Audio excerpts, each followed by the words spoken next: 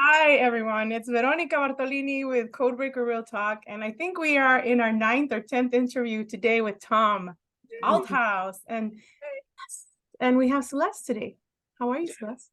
I'm good. Yeah. Been I busy. know, I know you've been through a lot. You've moved from Flagstaff to I don't know where you want to say. Excuse me. Yeah, I'm in Sun City now. Now it's hot and I hate it. Oh, because it's so hot. Yeah, I was living in the mountains, so now I'm here in the devil's armpit, I guess is what they call it. Oh my God. Oh man, but hey, we get to create in the heat of the moment, right? Heat There or you go. in the snow. Heat of the moment. Or is that how the song goes? I don't know. Yeah. Oh, okay. So I want to tell you guys that every time I'm doing a show with Tom, he's in my dreams, right? And one time he was in stamping something, like giving me the okay to do something. I'm like, what are you doing here? Because I was thinking, I heard King Midas, the Midas touch. I'm like, because I Oh always yeah. say I have the Midas touch, right? And then Tom, remember I told you? Yeah. And then last night, I was like thinking, okay, what are we going to talk about? Because I'm going to show a little bit of that little YouTube video that Ting sent me. Thank you, Ting, for that. It's awesome video.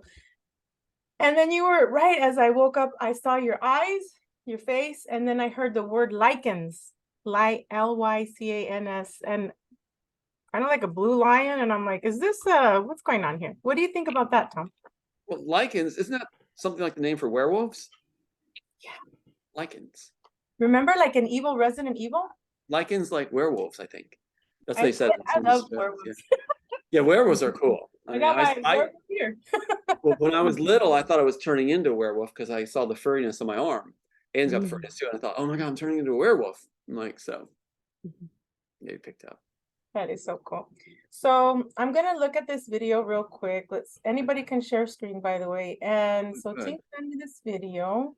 I love Celeste's forest, by the way. Oh, thank you. I miss it. Very nice. There we That's a go. real forest. Wow. Oh, yeah. And it brought my attention. Arc archangs.com. I don't know how to say it. But anyway, because they mention you, watersabove.com and cosmic sugar org. Here we go. There'd be this sense of why even accomplish anything? If I'm never gonna die, then that means death isn't a fear. Can you hear? Now, if you look at this from both sides, this is fascinating because one of the elements that we have and that a lot of people who follow our works is that we're not afraid of death anymore. So it's like we have to be faced with this idea called death, this concept of fearless of life is what allows you to live. Those are great. Both of you guys had some amazing. I'll forward Does it. it have the same value and meaning to? That's weird because that's the theme of the Immortals. That most things are caused because people fear death, and then they conquer death, and we have a whole new world, which is the Matrix world. It's wild. See you later. Probably not. And this is the whole concept of the agitator. And what propels us to create if you've moved past the complainer aspect? Well, fear, right? Not having enough. I'm trying to forward it to 151 where they talk about you. Oh, well, you're at 148, There we go. 149. Try it again. Field is when we live, we create energy. When we die, we give off energy, and it's a never-ending cycle. And I think that's what life is. But I think Jason brought up the good point here. You know, the golden age, people get lazy, then you create the agitator, essentially the boogeyman, the devil out to get you, which is time, which is the basis of Chronos and these concepts through astrology and Saturn and all that. And Jordan, you brought up the great point of Saturn, you make it your best friend. I read somewhere once where someone said, and this was discussing Yaldabaoth, right? Which I think is Allah. And it could be the moon, but once you make it your friend, it leaves you alone. Well, meaning, and I really took to heart on that. I want to get your. I think you're on it now. Well, yeah, there you are. 159. Come on, give me 159. If no weapon, I like these little clips. Around like that's your reality, then that's the reality you will be saturated in. And if you're going to go around and level up and have a DNA upgrade, that everybody needs to know about. I'm thinking about doing a video or two introducing about anybody who doesn't know about him. I don't know. I haven't even started the video. It's just something I was thinking about because Philip K. Dick in the 1970s had There it dreams and then wrote a book that basically exploded forth and even baffled the scientific establishment because how intricately he describes our reality as being almost like a computerized matrix. And this was before computers were even in the nomenclature. This before computers really even existed for the average human. The only computers around were like the Cray computers of since there's many scenes in the Matrix like that involve like the actress that played Trinity. Yep, there are many scenes that are almost copied straight out of Philip K. Dick's writings, but he was never given credit for that. No, he was great. I mean, he's the cyberpunk, which then we can get into. And then they give you credit here real quick. Right. I guess maybe end off this transmission by asking both of you guys what you think. Are the cyberpunk and Philip K. Dick and what he's talking Minority Report? I had mentioned this before on some of my podcasts. I feel like that's where we're going. And what was Minority Report all about? It was preventing crimes. It was the crime prevention unit. How do you do that? How do you prevent crimes from happening? Because you have all the data in place. Everything, like imagine. I think that's all what we're doing at this point. Remember, they couldn't do anything without those three. Those girls being three people, yeah. Like cerebral interface holography. Yep. So Philip K. Dick's model, it required those. They go on and talk about they do give you credit. They say, hey, isn't Yeah, this one sec. guy? You gave me the clip. Yeah, I did. And it's interesting. Yes. I'm gonna call it up on my phone. Okay. And right here. So I might be able to tell you the actual spot, what number they're on. Hang on. Yeah, I had written it down in my notes and I think maybe I There you go. Wait a minute. Oops. Oh, that didn't help. Hold it. Wait, that's the beginning now. Okay, wait a second. I got some things to say about it, though. I think it's fascinating you found this because here it is. I got it now. Okay, so it's on number what here? Let's see. Pop.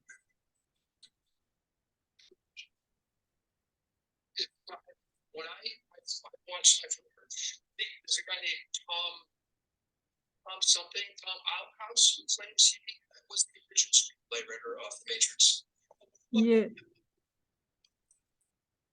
What number is that? Like I 159. don't see the number on it. That's okay. But, I'm glad you got it though. I did send it to Ting. My friend sent it to me and I thought right away I gotta send it to Tom. Well, it's an amazing find because there's a point here. The Wachowskis actually took the original work that we have here, and by the way, we have a pristine copy now. Copyright Office came through with an insider whom it's actually in a protective case. But what happens is you've got this work used, The Immortals. They copyright the title Immortals, Warner Brothers and the rest of them, and even De Laurentiis, who went on the Wachowskis. They all copyright the title Immortals off my work. But then they mix in Philip K. Dick stuff and they mix in Necromancer and other things into it. So the guy was half right. Yes, Philip K. Dick is part of that, but he didn't conceptualize the Matrix story. It comes directly from the pages of The Immortals. And then they're just making up as they go along from the screenplay on set with the visuals and throwing in what they're familiar with. And that was, yes, Philip K. Dick, Blade Runner, Necromancer, Alice in Wonderland, Ghost, Train Man from Ghost. They're drawing from all these things as they make it up on set, like filling in the DNA of the Jurassic Park dinosaur with frog DNA. They're filling it in. So really, he's close. He's almost got it. But no, the original work is our story. And so, yeah, go ahead. Sorry, he also talks about September 2023. Mhm. And he also talks about how by September 2023, one of the guys predicted that we were going to have the whole financial reset or whatever. And then in 2040, 2041, Nostradamus, they were talking about Nostradamus, how pretty much we were going to have like another cataclysm where we go underwater, and he was saying that if you put like the map of the United States with Egypt, that it's like the same thing, that the Nile of the river goes through the Luxor Hotel. Mhm. And I was also talking with Pwrlady, which I feel she's like the oracle. I call her the oracle. She's my friend, and she, she and I were talking about the movie Wakanda, the second one, because it's, what's the first one? It was Panther, right? The Black Panther, the first one. And the second one, his sister, she gets along with AI, and she finds these blue beings that are underwater that, they're pretty much in history, they're always like with a beard, and they're like fish, and at the same time eagles. And some people call them the Mayans. But at the end of that movie, the guy, she's ready to end him. And he's like, no, I surrender. And then he tells one of his lovers at the end of the movie, he says, they'll need us. You know what I'm saying? So the whole thing of the elites bringing up these smart cities and things like that, it's like, pay attention to where they're building them.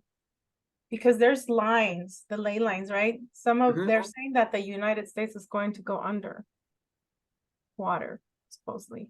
So I just find it interesting that all this talk about the movies, he said that there was about 22 movies in Hollywood that talk about September 2023. And real quick, I just want to show you the one about Neo in your movie here. Where is it? 114, I think it is. He talks about something about AI. Okay, here we go. Fundamentals. That would be the big question I would have.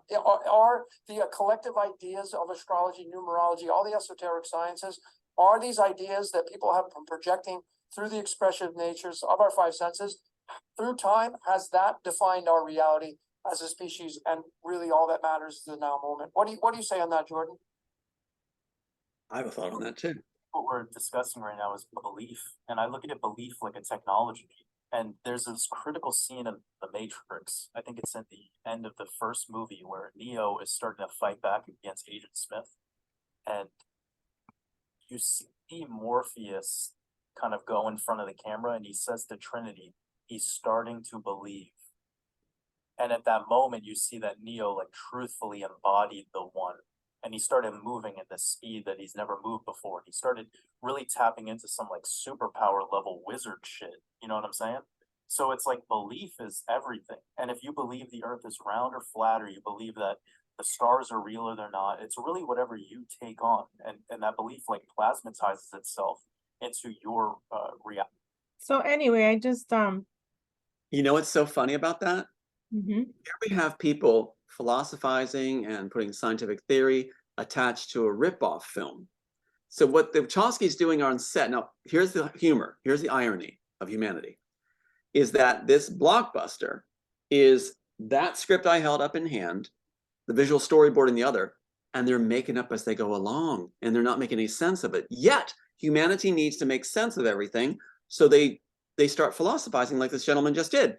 And the reason Neo gets superpowers isn't because the Wachowskis are throwing some metaphysical clue to humanity, because they are one of the shallowest thinkers on the planet.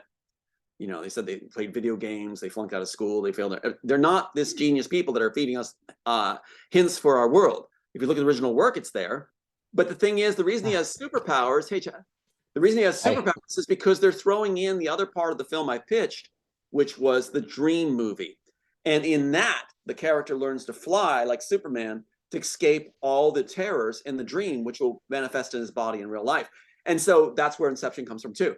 So what you're seeing is they're throwing that in at that point. The dream movie is then thrown in at that point, and also in Animatrix. And look what people are doing. These people, these gentlemen are philosophizing that this means something deep where he gets these superpowers. No, it's people who flunked out everything they did, who are ripping off the work with the movie moguls that are pedophiles to steal it, making it up as they go along with what they're familiar with in simplistic terms, and then humanity tries to make it like they're talking deep. That's what's amazing. But we're going to go back to the original sources, and people like right here in this room, right together, all of us here, we are deep thinkers. many of your audience, deep thinkers, it's going to be our time, a golden age, when the actual authors and the thinkers like Chad, yourselves, are going to be taking the reins and explaining what we mean, instead of trying to make mountains out of garbage. So that's exactly what it is. So now we're going to see the original work, and that's what Hollywood and the cabal is afraid of. They'll fall to this tune. They're going to fall to the tune of work and music restored. And that'll usher in a golden age. And you'll see exactly what all these things meant. Now, it'll embarrass some of the people who had opinions. We can't blame them for having their opinions. But they didn't have much to go on. They're working off of ripped off work, where the guys, Wachowskis didn't do interviews because they didn't want to have to explain the work that they stole. So this is great. Now we can talk about, what do these images mean? Why are they there? And I can also share some of the evidence that just surfaced as their side flips and realize they want to be on the winning team like our teams. So I'll turn it back to you. Yes, exactly. Thank you, Chad, for being here. Yeah, thank you guys. Yes.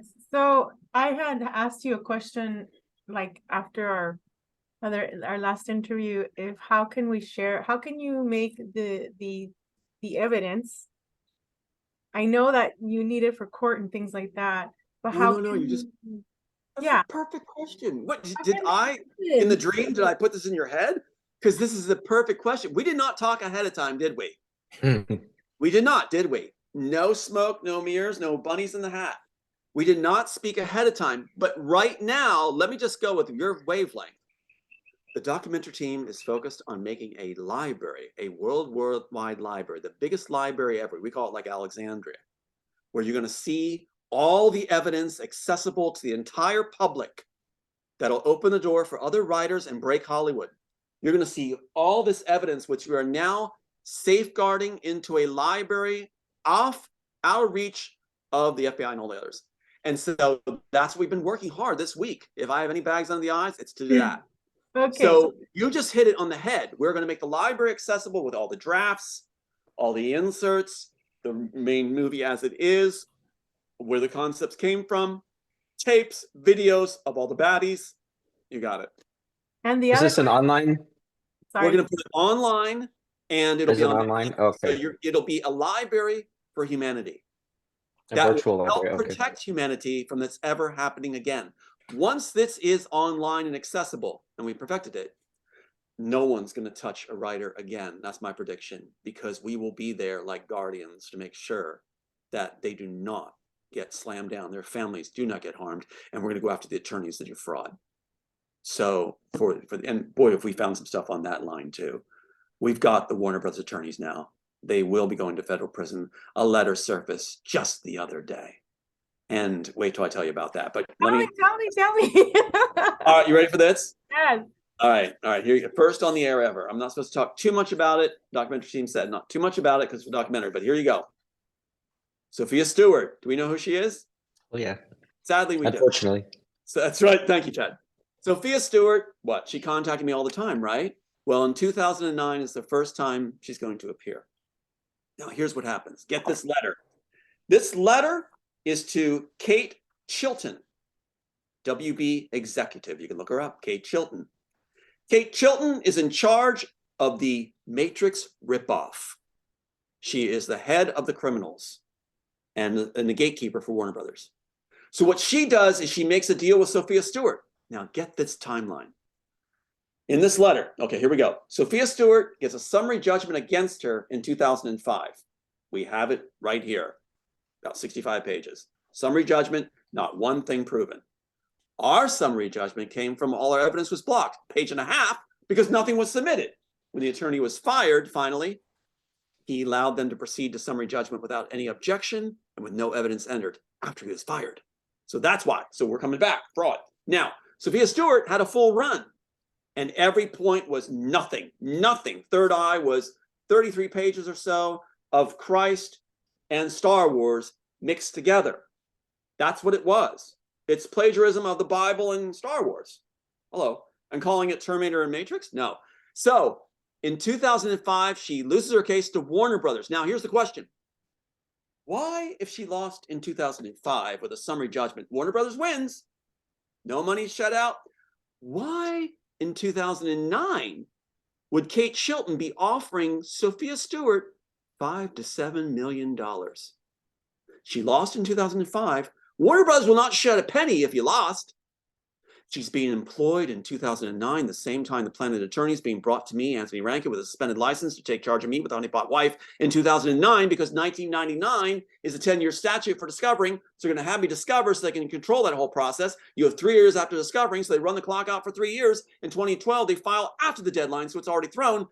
And the contract letter says this: from Nicholas Jackson, Sophia Stewart's number one, writing a letter to Kate Chilton in 2014, because that's when the case is thrown, the very month when they have it locked down, the case being thrown.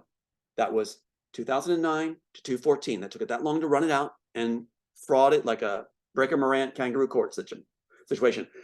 At 2014, Sophia Stewart asks for her money through Nicholas. We threw the case. Tom is lost. We've destroyed him.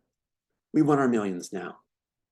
We have the Kate Chilton letter with the Sophia Stewart letter and Kate Chilton's response in 2014, referencing the 2009 payoff to employ her. We have it. We have it. And they are flipping out. We now have conspiracy, fraud, you name it, tag onto it.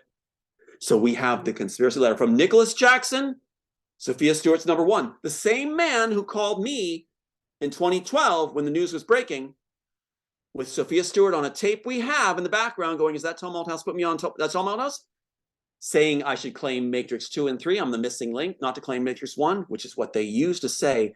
If he's not claiming Matrix 1, how could he have written it? Now she's coming back saying he's a fraud. He claimed 2 and 3, but not 1. Sophia Stewart's the one that said not to do it, because she was paid by Chilton of Warner Brothers.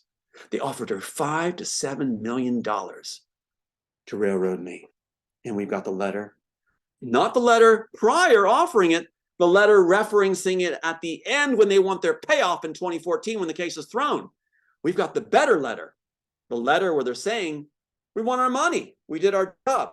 We want our 5 to 7. And Kate Chilton's saying in that letter, no, we're not going to give you that money now. We're not going to give it to you now. They're all caught red-handed. And that's just one of the big bombs that just came our way. And now we've got Nicholas Jackson on our phone sending all these messages threatening that our documentary team, telling me that they're on the inside if they found that letter. You want to hear the golden piece about this? Our documentary team wasn't stabbing me and had an inside track. What they did was simply look on Sophia Stewart's site and get this. Sophia Stewart did the wrong thing. She wanted the world to see that she was offered millions of dollars. So she posted the letter from Warner Brothers she wasn't supposed to post. She's not supposed to post the assassin's fees. She's not supposed to post that I was given a letter to do wrong. He offered me $1 million, not because I wrote The Matrix in her terms. She lost, and she's employed 5 years later after she lost. You're not supposed to post that letter, right? That's like me saying to Chad, $5 million if you kill your best friend in 2009. And then Chad writes me a letter in 2014. How about the money, Tom? My best friend's dead. And I write a letter back saying, no, we're going to give you the money now. And then Chad posts it on the internet.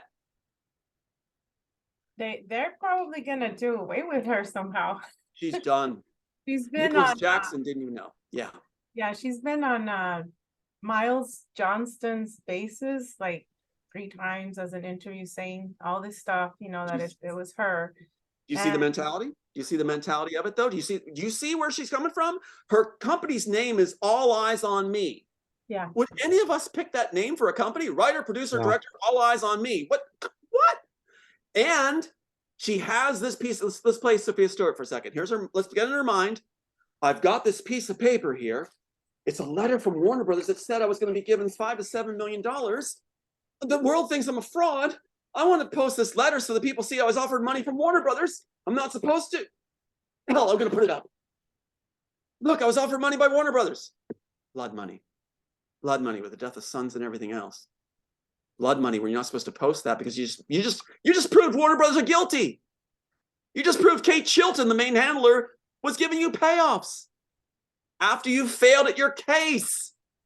Why, if you failed in 2005, a summary judgment, blanket, dead out, no go, and they waited till, Warner Brothers waited till 3 to 4 years, so the statute for the appeal was over.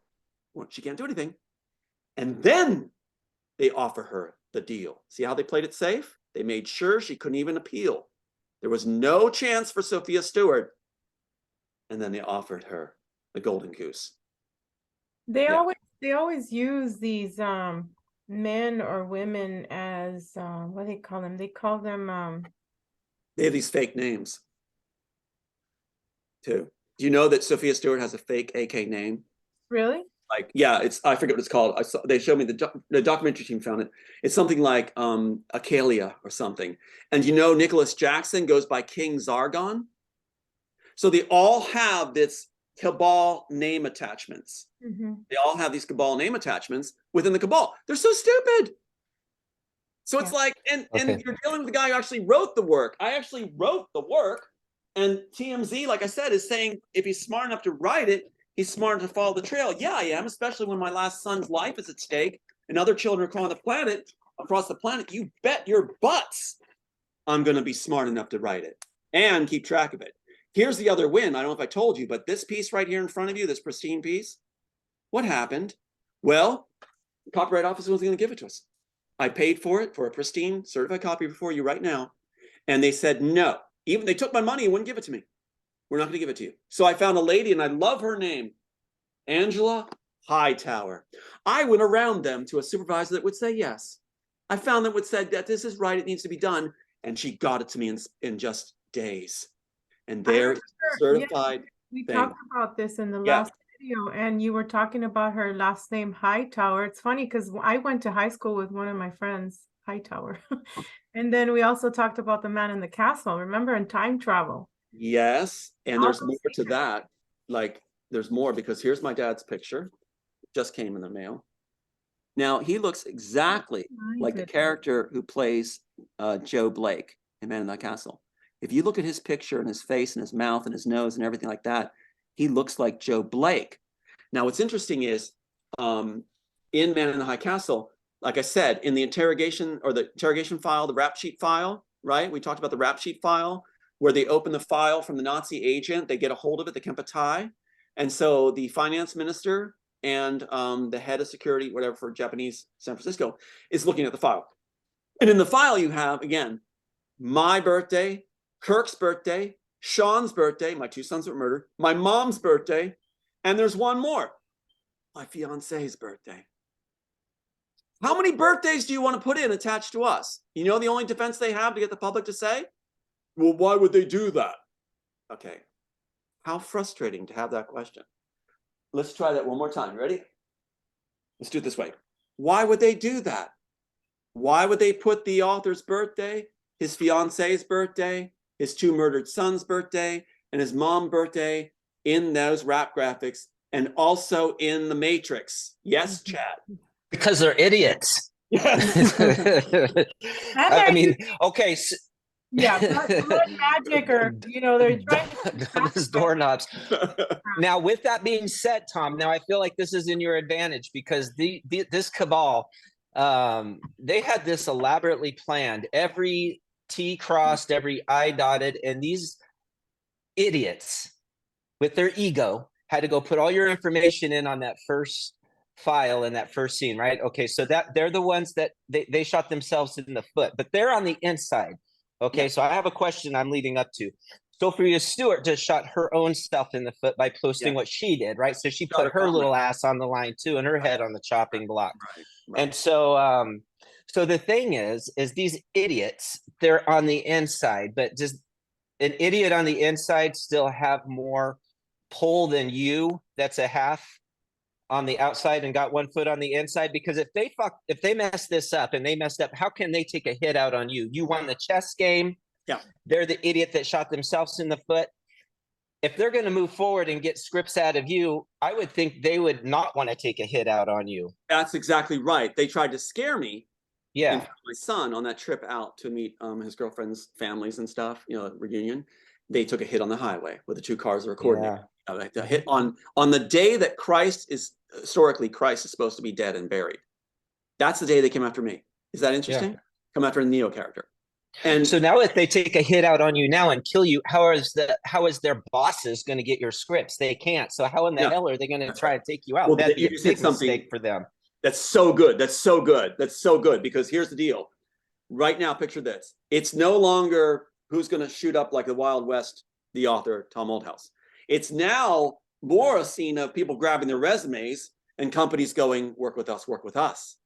It's a different line. Rather than assassins coming, they're coming to try to court. But you raised an important point. Sophia Stewart, Nicholas Jackson, I now know has been playing all along, and these other people, they are now on the chopping block, like you said. They're on the chopping block, including those that hired them. Chilton's on the, Kate Chilton at Warner Brothers is on the chopping block. She hired morons. Sorry.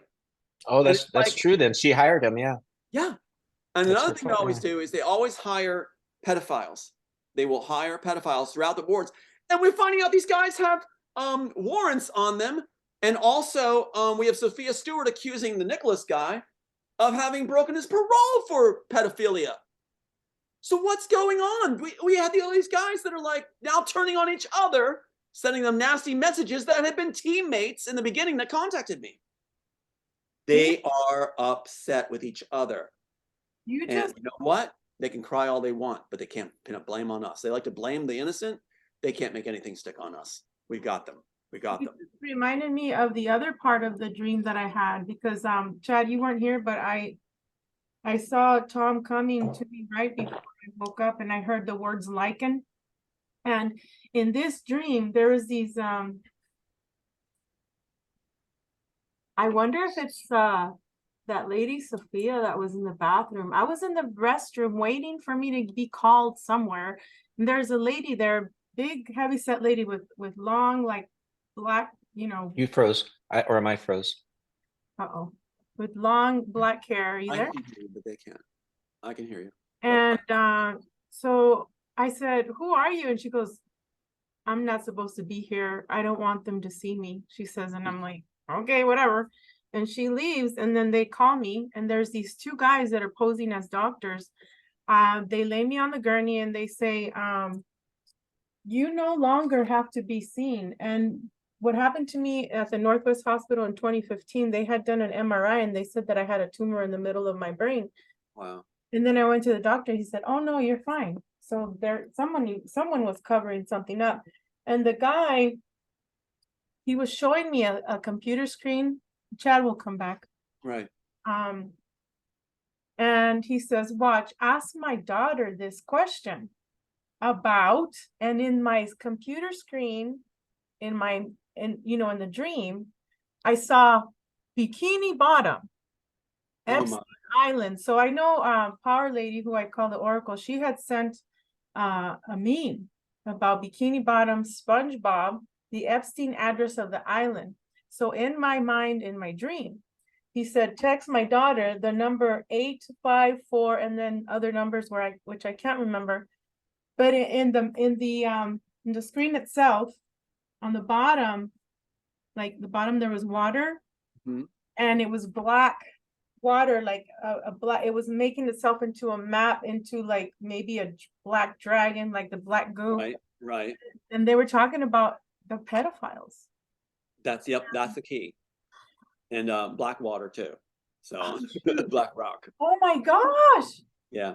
Blackwater and Black Rock are huge right now, as it's almost like the belly of the beast turning up and exposing itself. That's Black Rock, and Blackwater, and everybody's catching on. So you know what's weird, and the video, I'm not going to show it again, but part of this video that I showed, one of the guys is talking about, well, you should just leave the Masons alone, and the cabal, their symbols. Yes, he said, pay attention to them, but Mason just means builders, he says. Why don't you guys should just leave them alone? And that, like, it's like you're playing a key on the, you're playing the piano, and then there's like, there's like a bad note there. Like, well, you hit something. Do you know that all these different players, including Nicholas Jackson, claim to be a part of the Masons? All these different people that come to handle me have connections with the FBI or the Masons or things like that, and even recruit me. So it's like, yeah, it's interesting that you find this thread continuing, like this overlap of the composite of who they are. the makeup of who they choose to come after you is always the same, and ex-cons. So it's like, you know, those that would want to do the service for the inside. So Warner Brothers and Disney, they pick pedophiles and ex-cons often because they can control them. The honeypot wife, ex-con, you know, and these attorneys are criminal attorneys. They're attorneys that should be behind bars for all the crimes they've committed. And they end up bragging about the crime. So it's like there's going to be a collapse soon. It's like a cave that got so surface so thin, it's just going to flop in. It's going to cave in. They can't keep this up anymore. All the lies and all the deceptions and all the profits of all the stolen material. What's going to happen is once this story comes out and the library is available, I just love that you brought that up too. That you're spot on. The library, God bless you. The library thing is going to help open up the whole turnaround, because that's going to encourage other writers and other people to say, yeah, I got this too, I got this too, and they'll be facilitated, be able to facilitate their cases. And I'm going to be arguing, and I will get my way as the author. I'll be arguing that there should be no statute ever at all on a family, private family, that's been destroyed by a corporation or studio because they know how to play that game and ruin them. So they have the power and money. So there should be no statute. That's going to change a lot of theft, because you watch the studio start to change their behavior. It's the same thing in reverse of what Disney did with Mickey Mouse. They had the power to control the Copyright Office and say, well, we won't follow copyright law. We want Mickey Mouse to never give up our rights on it.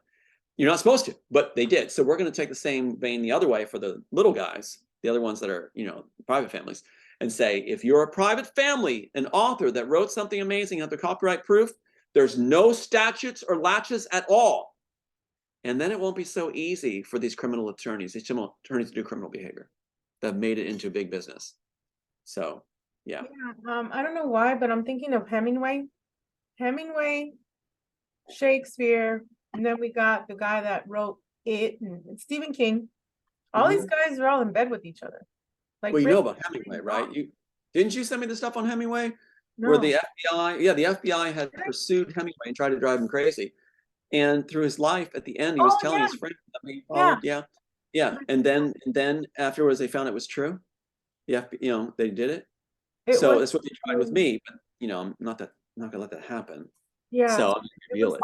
Sorry, dark journalist. I'm gonna go get Lola real quick, but yeah, I found that very interesting. Now, I have a friend of mine. Her name is Jessica. She goes by Jessica Rubber Starlet. She's been on our show before, twice.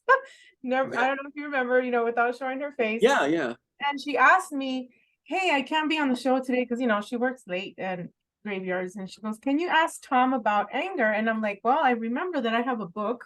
Yeah. This book on anger has helped me a lot. How do you, Tom, deal with anger when they've taken your sons, when they sent these honeypot wives to you?" It's a great question. Yeah, please. You know how you do it? You approach it in layers. If you approach it in layered thinking, which I'm not trying to sell that right now, I'm just saying with layered thinking, I always have a lifeboat, if you will, of positive thinking. And I address the anger issue in another layer at the same time. So there's always a positive. I'm never a singularity with anger. I'm always mixed with joy while I deal with anger. So by having the layers, you never get fully immersed into the darkness. How? So when you said that, I'm just like saying, okay, you're in the ocean, right? And you have a boat. So how do you do it with positive and how do you give us an example? Just, you know. You live your life. Here's the example how to set yourself. Setting yourself for this kind of mentality, right? Mental illness just disappears in the end.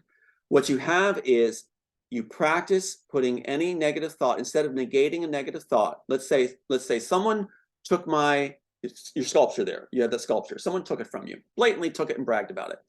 That's a negative thought about what you're supposed to do about that hand, right? Yeah, I love it. So now here's two approaches. You can take that negative thought. Your mind takes it as a problem to solve. Your mind's going to take it as a problem to solve. Whatever you do, it's going to take it. You can meditate anything. It's still going to take that in as its job to process and spit out an answer to solve and keep you safe. Solve the danger, solve the problem. So that's how our minds are wired. So if we present it as a problem strictly, our mind will chew on it. You'll sweat, you'll tense up, things will happen muscularly, but you may not even be aware your mind's working on it, and it'll spit out an answer. And the answer may not be so great. Instead, if you take a negative thought, let's say they took your hand sculpture, and I go, I'm going to put this in the back of my mind. I'm not going to negate it. I'm not going to say I'm not going to think about it or negate it, because your mind's going to work on it anyway. It just flags it as a bigger problem for your mind to chew on.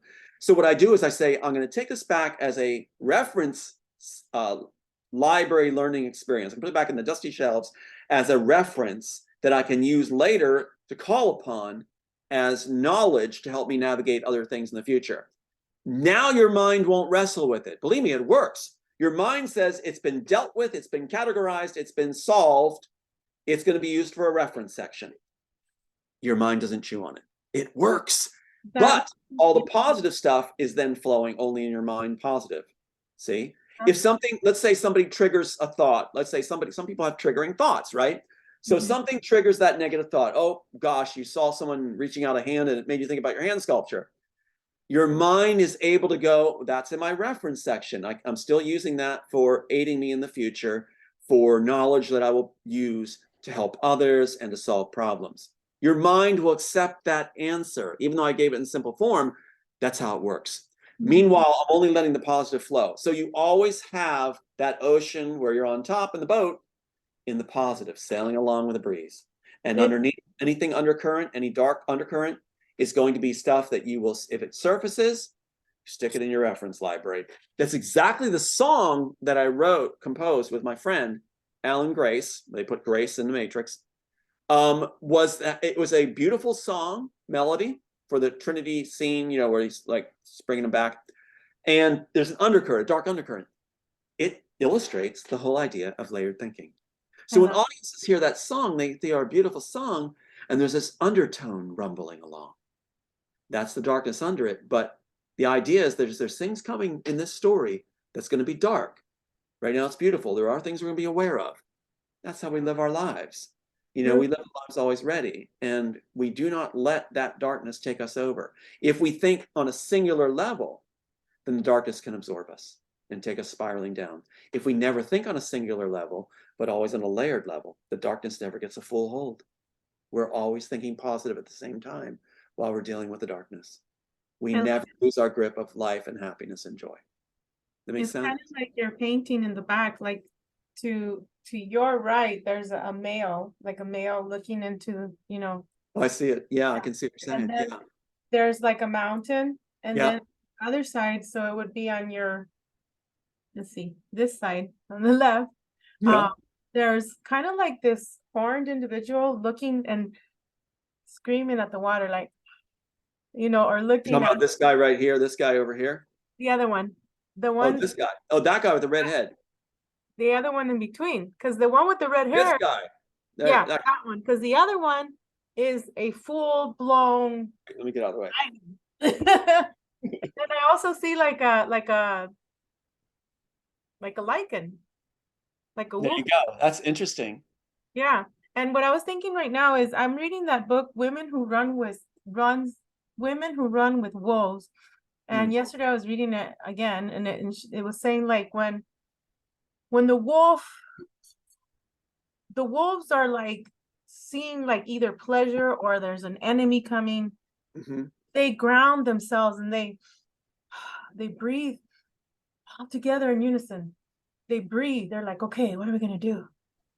Even if it's a second or two, but they breathe together. And that's, I don't know, it just reminded me all this stuff that you're saying. And also, I love it. I also took a DBT course for 3 years, dialectical behavioral therapy, which I got certified after that to be a recovery coach and a BHT, which is behavioral health tech. And they talk about these files. They do. In class, they're like, okay, if you have something, deal with it as much as you can. And the way I say it is go through that scenario to the worst possible scenario that can happen in your life. And then just, okay, fine, it happens. Then what? Then what are you going to do? The worst thing happens. Okay, you die. Now what? Work your way back, I tell people. And also, if you're driving, right, and you're kind of angry or whatever, And it's like that anger when you're driving, you can't be driving looking at the rearview mirror for all the time, right? That you're driving. So I tell them, picture the thought form, like as a billboard, and then just drive away, let it drive away, or a red balloon. Let that thought just fly away. That's what I learned. And when you were talking about the files. Mhm. Yeah, that's what I do. I file it, I use it. I tell myself this is going to be useful. It can go into my library. That's why Disney calls me library, like they do. But the thing is, you never fully embrace your anger. You never fully embrace any negative thing. You accept it as a useful tool, the situation, as they can say learning experience, but also as a reference thing, mainly a reference thing. Then your mind is told that it's dealt with. Your mind has to know the situation is dealt with. Now, a lot of therapy sessions, what they'll do is they keep bringing it up. They keep putting it, you're not supposed to, don't do that. You're not going to heal the person. That's basically saying, let me see your wound. Has it got a scab? Let's peel it off. It's bleeding again. Okay, come back next week. We'll peel it off again. What are you doing that for? It's healing. It's healing. And once it's in the back of the mind, dealt with as a reference material, the scab is gone on its natural healing course and you got your skin back instead of a therapist keep picking it off. You don't need to be reminded of it all the time. That's telling your mind, uh-oh, this needs to be processed even more so, more on it, more heaviness attached to it.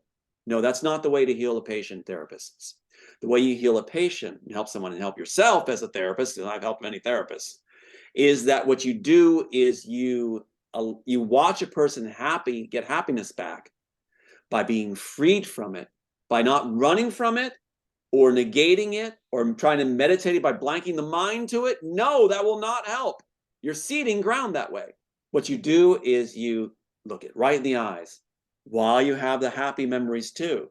And you're going, I will take this and use this. And your mind takes a signal, goes, oh, finally it's dealt with. Finally, we're not listening to that therapist anymore. We actually got some sense that it came from the source, the person. Yes, that's a good I'm one. not a big fan of the experimental field of therapy. They don't have it at all. They are opinions, and a lot of people that go into it are troubled themselves and hiding from their own issues and illnesses that are funny. self-promoted. Yeah. I'm glad you brought that up. I was thinking, True. It's true. you know, Yeah. along with the 3 years of DBT, I had another year along with that of PTSD. Supposedly he was a psychologist or whatever. And after she was done with me, she was gone. Nobody can find They get paid, they run. Let me show you something too. You ready? I'm sorry that happened to you. Watch what I do here. If you have PTSD and I go like this, watch my finger. Okay, so you have this event. I want you to think about the event. You know what's happening right now? Let me go right to the point that's happening right now as I do this finger therapy thing. I am telling your mind that this is a serious issue we need to focus on and put all your power into daily thinking about to come up with solutions so you can spit them back out next time you see your therapist when they wave their finger at you to make you sure you know that it's a serious issue. Now, the experimental theory behind all this is saying that they think they're getting results. Yeah, you're getting results because you're checking the person's mind and activating it into a deal with it mode, but that's not a healing it mode. Deal with it mode means the mind's going to take it more serious and seed it deeper. What you should be doing is going to the person and saying, I believe you. I'm sorry this happened to you. Even tactile if possible. Put a hand on the shoulder if it's loud and say, I believe you. You're allowing the humanity to connect. That's important, that connection. And then you're telling them, you can do this with a friend who's hurting. You know, touch the shoulder, take the cheek or something. If it's not a child, take the cheek or shoulder and say, I believe you. Sometimes that's enough. And let them know that they can deal with it right now by, let's take it together and deal it with them. Like you'll take that negative too and say, I'm going to share this with you. I'm going to put it back in my reference. I'm going to take it back and use it as a reference. Thank you for sharing it with me. And I'll always remember you every time I refer to it and use it to help others. I'll think of you and lift you. That is so cool. Do you feel it? Do you feel the power behind that and the energy behind that? Yeah. It's called healing. Yeah. And how long did it take? Was that maybe a minute and a half? Yeah. You don't need another therapy session. You know what? It just reminded me of when I had to do DUIs, right? And you're like, okay, look at the finger. Doesn't work. so nervous. They get It so doesn't nervous. work. It's not gonna It's work. telling your, it tells your mind that you need to No. deep seed it. You need to deep seed it deeper. They don't know what they're doing. They don't know what No. they're doing.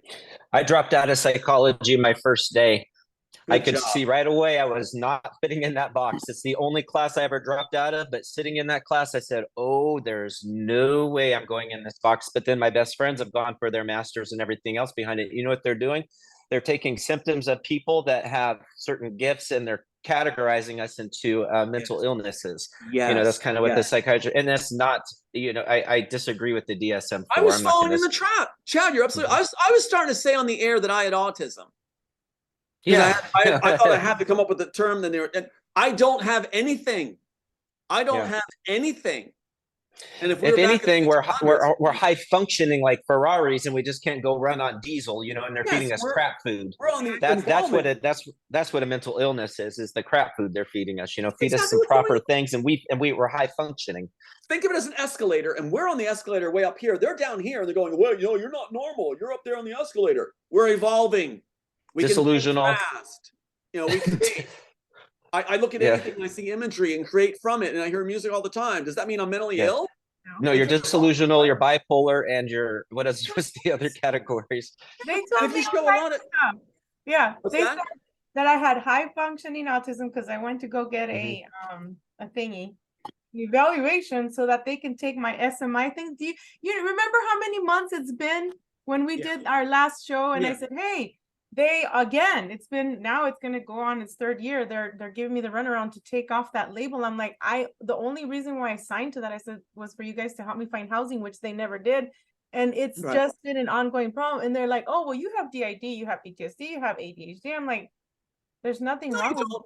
No, you don't. I can see you right now. You know what happens? What they need to have people can spot the energy off a person. And I don't mean that in any woo-woo way. I can spot the energy of a vibrant person. And that is a very healthy, as Chad was saying too, high functioning, vibrant person. That's what we want to go for. Why would humanity want to go against that? Why would you? And they don't run well. They don't run well on processed foods and processed sugars. You know, those are the things we need to admit, not add medication and categorize. We don't need to amp our system. No, we don't need I have to a question. I have a two-part question for you, Tom. One is, are you teaching the layered thinking? Because I don't know where it is online. If you are you waiting to when you're going to be teaching it? And then I have a question. Go ahead. No, second question then. And I have a question about layered thinking. What is it exactly? Because we've been talking about it for a while, and I understand, like, when you're writing a story, there's what is it, like threads. You know, you have your thread A, thread B, threads, the understory, the main story, and all that stuff. You know, and then I know you seed it. You know, you put seeds and stuff like that. But I've been writing this week, trying to get back into it, and there's a scene I'm writing, which is pretty good. You know, it's in my head, but then it didn't make sense to me. I'm like, well, why is this happening? Why?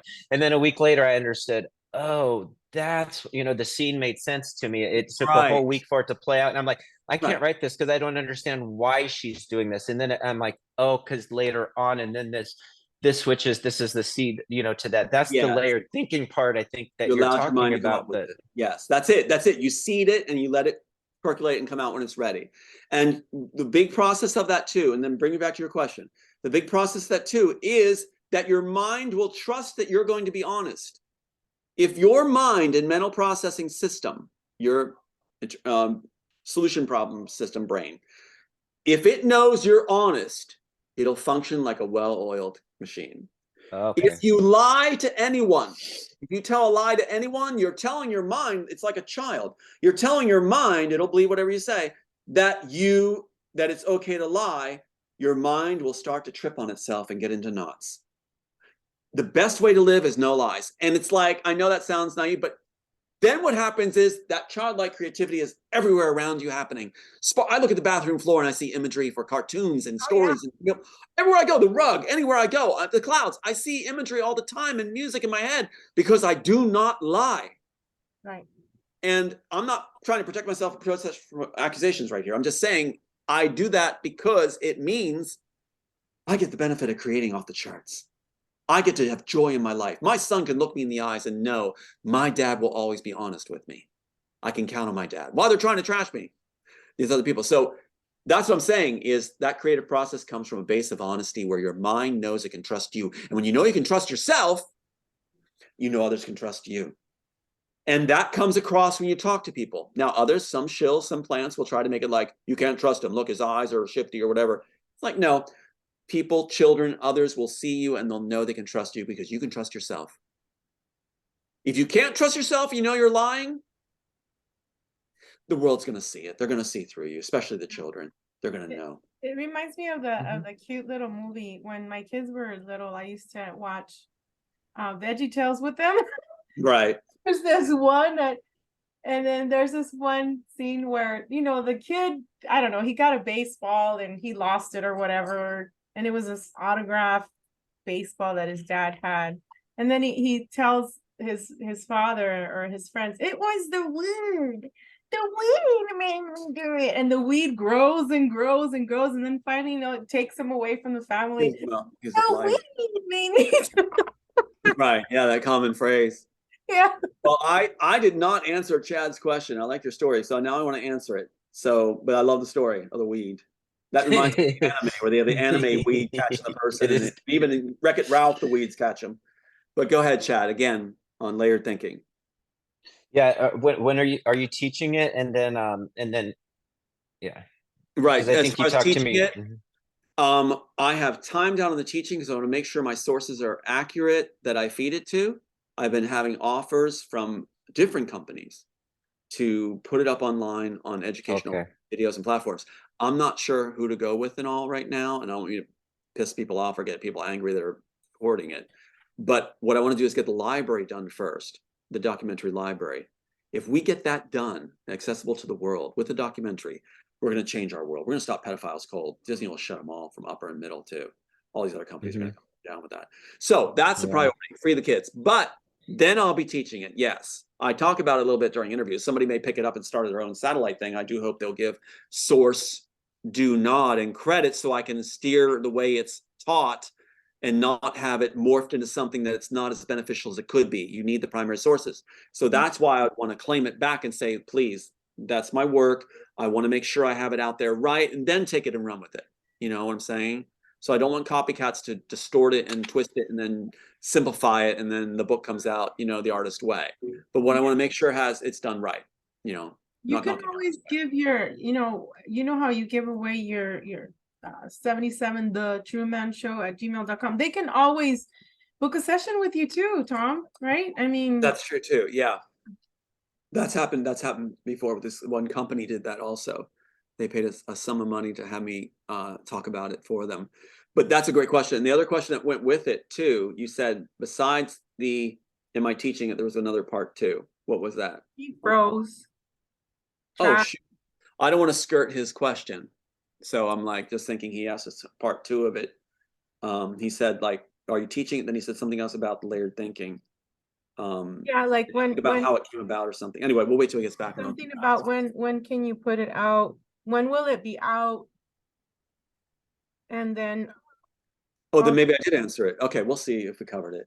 But yeah, after the library's formed, then I can put it in the library. See, I'll be putting the notes of all of it in there too, so it'll be accessible to everybody. So, but yeah, you'll see mental illness will suddenly decline. I'm guaranteeing, and a lot of they call themselves professionals will scoff at that, but no, they don't know what they're doing. They don't know what they're doing. When I was on the one channel on the air, and there was a guy from Philadelphia, a doctor from Philadelphia got on and started questioning me, and he called in and he said, you know, do you have PTSD now?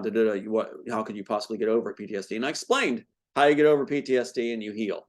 And he took his hat off and put it over his heart and was like, wow, okay. So it actually got to a doctor. That was great. So yay, bless you. Yeah. I say, salud, peseta y amor. So you're greeting the love. I say salud, meaning I get my health back. Peseta, which means money. Y amor, love. Yeah, love. I just don't like, I know you guys, I'm sorry, but I don't like to say the word bless because that's just a conditioned response. Bless. It's just like I acknowledge it, I want you to feel better. Yeah.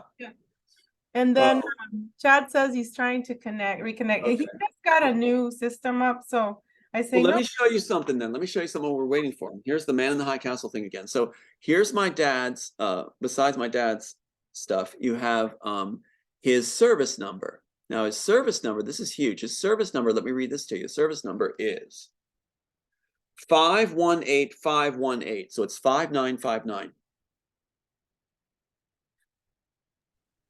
Wait, say it. Hold on. Let me write it down. 518. Service number, captain in the Navy, 518518.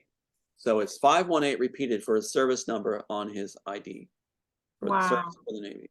Now, what's interesting is Man in the High Castle, right? And I wish you could see this image clearly because, my God, look at Joe Black's face and mouth and nose and everything. And tell me if you don't see Joe Black's expression right there. Joe Black. Yep. From the Man in the High Castle. Now, what's interesting is in the dollar bill, the Reichsmarks I showed you, the picture of the $7, 7 Reichsmarks, the 5 and the 2s. The only number that's showing on the bottom of the dollars, the reference number on the dollars, adds up to 5959 with my birthday on above it. My birthday above it, 5959 on the serial number. And so his service number is the 5959. And they do that also because my birthday the year is 59. So it's like 59 twice is $7, 2. I see it. 59. Yep. Yeah, because it's 5, and then if you add 1 + 8, that's a 9, and then 59. Mm-hmm. Mm-hmm. So that's what they went that far, and what they're trying to get the public to do is go, they wouldn't do that. Why would they do that? Well, if you're the actual author and copyright holder of the work, they do that. They want to be more clever, and they have to put it in plain sight if they are going to take you down ritually. They're going to take you down, take your work, and sacrifice you. And the deal was I was supposed to watch my sons die first, and then I would die either by my own hand or by them. I will never do it by my own hand, and I'm not going to stop. And I'm going to finish the job so other people don't die. That's right. So, you know, That's what why I do. keep talking. That's why I keep talking, because they thought they had me. They thought Yeah, sure. that I came back. So Oh, it's crazy what they we're did. here. It just goes on and on and on. The discoveries we're finding. I'm so glad you are here. The I'm discoveries we're finding is just off the charts, because if you look at, let me show you something real quick. Joel Silver did Oblivion, which was held by Disney for him until the case was thrown in 2014. When Chilton writes that letter to Nicholas Jackson and Sophia Stewart, right at the end of the 5-year period where our case is thrown. It's thrown from 2009 to 2014.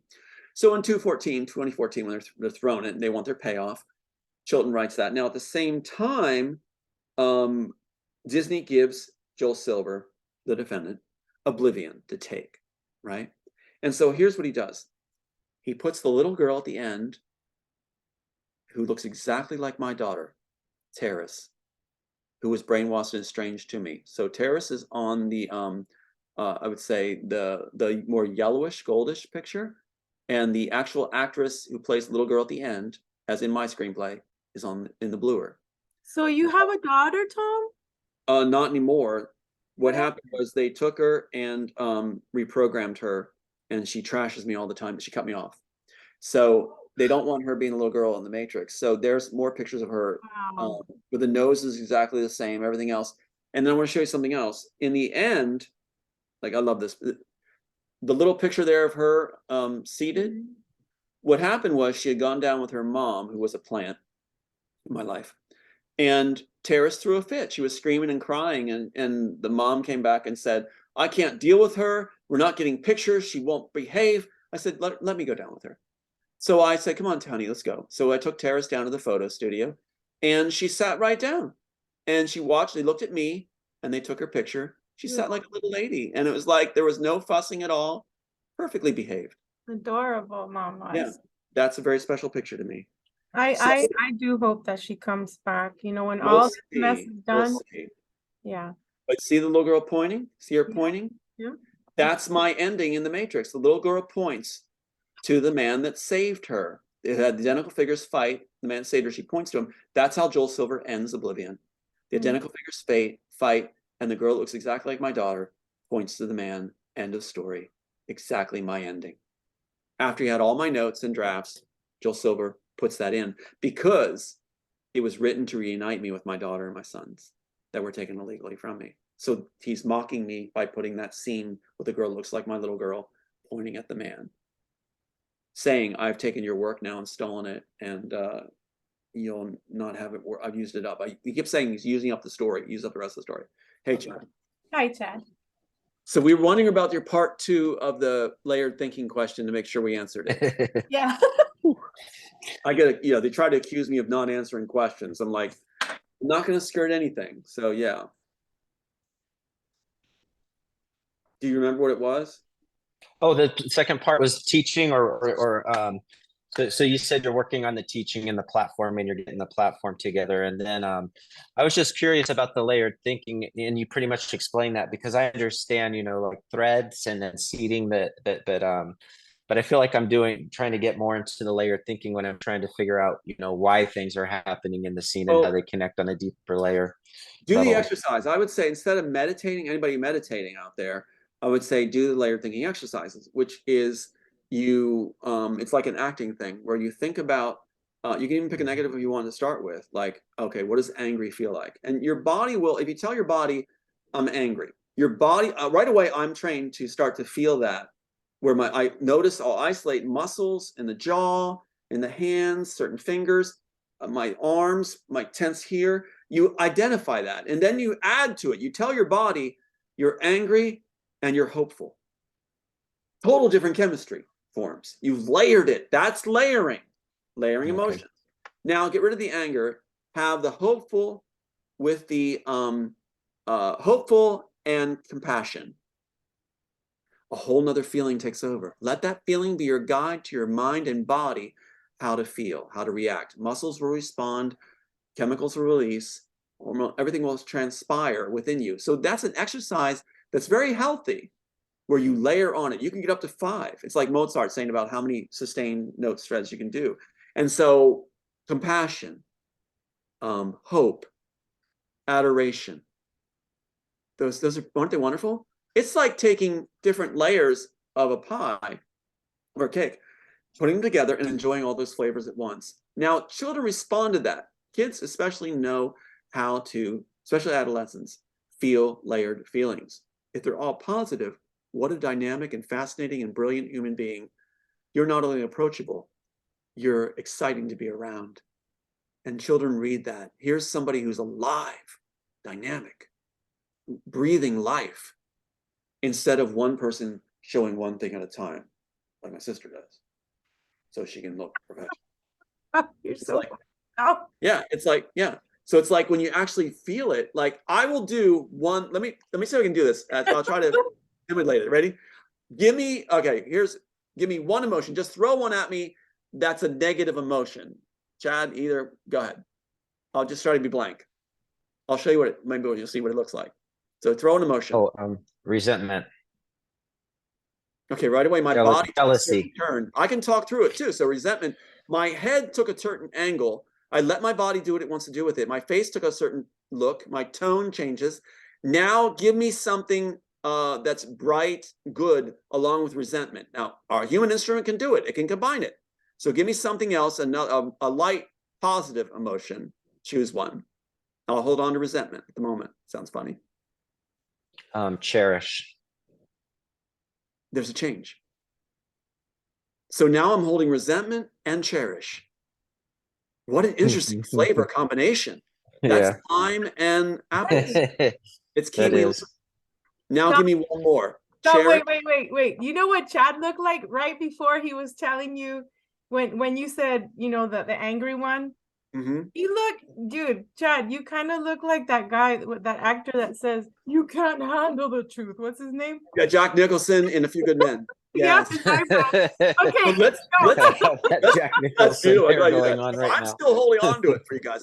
I'm letting you know you can do this. So it's like resentment and I like it. Yeah, that's great. That's great, Ryan.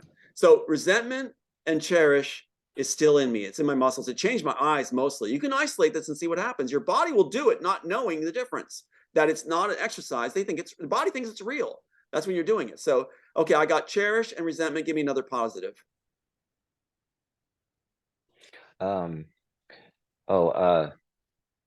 Another admiration. That hit hard. Resentment and The combination of resentment with cherish and admiration just made it go. It made something pop, where it was just like, see, there's a dynamic now that's not just one. Now, if I isolate any of these, admiration by itself, clear it off, admiration. That's by itself. Now, clear it off. It's like drinking the lemon pate or whatever. So then clear it off and go just resentment. It's pretty boring. Then clear it off and go to, what was the first one? The second one, I mean? Cherish. Cherish. Now cherish, only cherish. What you're doing is it's like slides that are transparencies that blend over each other and combine, and the mixtures create whole new chemicals, whole new ways of expressing. So that's what I'm saying. Now, doing this, practicing this with positives will clue your mind that we're only going to work with positives.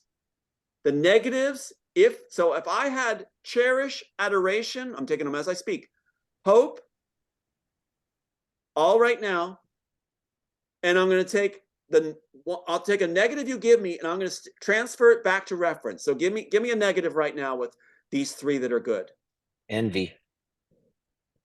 Didn't affect me. It was like it bounced off like oil, water off oil, and I am taking envy and sticking it into my mind in the back as dealt with for referencing as a useful tool for the future, and it didn't affect me at all. See? That's what you practice. That's practicing layered thinking, layered feeling. Well, then I guess I've been practicing it for a while, because when I go to a lot of people are going to say that. Yeah. Yeah, when I go to the gym, I get my game face on, but at the same time, I'm like, oh, I'm loving my body. Last night I went to bed adoring my body. Oh, I love my body. I'm not gonna cut and snip. I'm loving. Combine them. Definitely combine them. Take the love, like Chad was guiding. Chad has a great voice for this. Love, adoration, and the other thing, it's like keep adding. Go to 5 of them. Go to 5 positives and watch yourself in the mirror. Watch your body respond. Now, let your body believe that it's real. Let your body believe that this is a situation right now where it merits love. It merits adoration. It needs that other element.